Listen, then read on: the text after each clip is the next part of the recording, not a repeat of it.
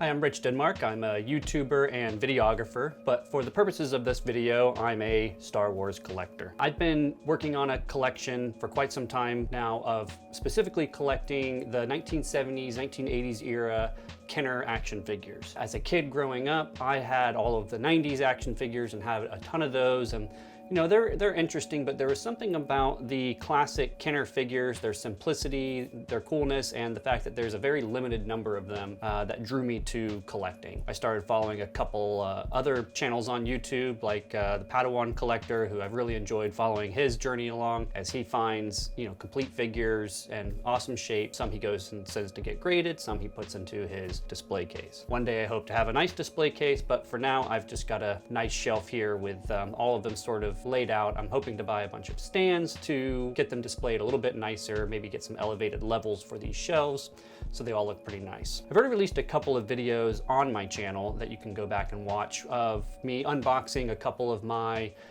purchases over time that I got over eBay.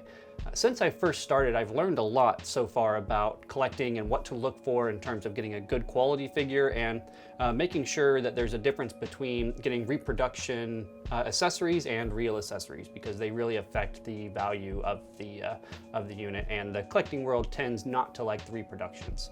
I'm allowing reproductions in my collection as placeholders with the future idea of going back and getting actual all authentic complete figures in really great shape. I'm also allowing what's called beaters, but beaters are figures that, you know, have hair or limbs missing. This is a good one here, I'll show you.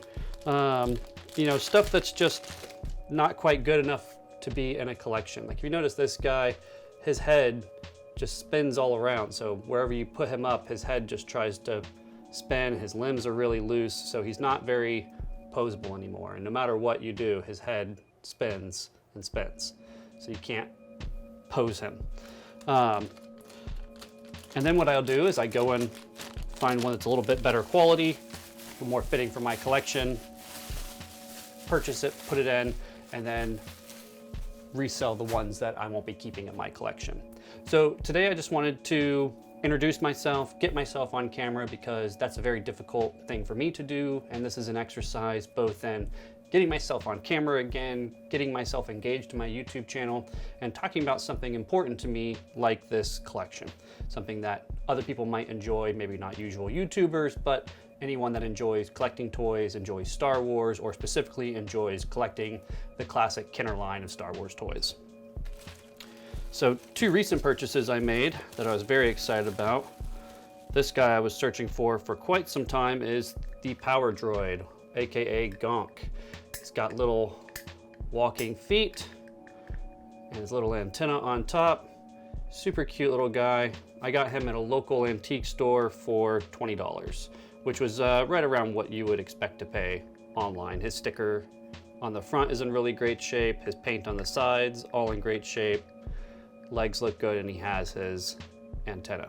And best I know, it is authentic. Next up, who I got is a Hoth Rebel Soldier. Oh, that's funny. So I need to build out my list a little bit more, similar to the Padawan Collector, because something I've found that I'm super guilty of is purchasing figures I already have. When I see a good deal or one that, you know, looks really nice, I'll go ahead and purchase it to get it in my collection. And then I've got a sort of queue of things I've already purchased that I haven't gone through yet because I want to put them on video. So I look at my collection on the shelf and I see, hey, I don't have it, go ahead and get it. And then I just realized I've got a Rebel Soldier coming in the mail, but I already have one. He's got his original blaster here with him, and I'll show you a close-up of this guy. His legs are a little loose, he's a little sticky, and he's got a little bit of discoloration throughout him. So maybe this, and some rub. So maybe this new one I get will be a little bit nicer. And if it didn't have a authentic weapon, then I've got this one here to replace it with, and I can swap them out. Good thing about figures like the Rebel Soldier is you really can't have too many of them. Same thing with Stormtroopers and a couple of other of the generic characters. There's, you know, even, you know, discounting the idea of variations or anything like that, just having a bunch of soldiers is sort of fitting. So I have no problem with collecting more than one, and if I like them both, may not actually resell it. So that was just first video for today. I'll give you a couple of close-ups of those two figures, and Hope you enjoyed this one. If you'd like to see more figures, if you'd like to see a little bit something different in my channel, I'd appreciate feedback in the comments, either positive or negative, honestly, because the negative feedback will help me improve my videos and help me improve my process of being here on camera, talking to all of you. Hope you have a great rest of your day. Don't forget to like and subscribe.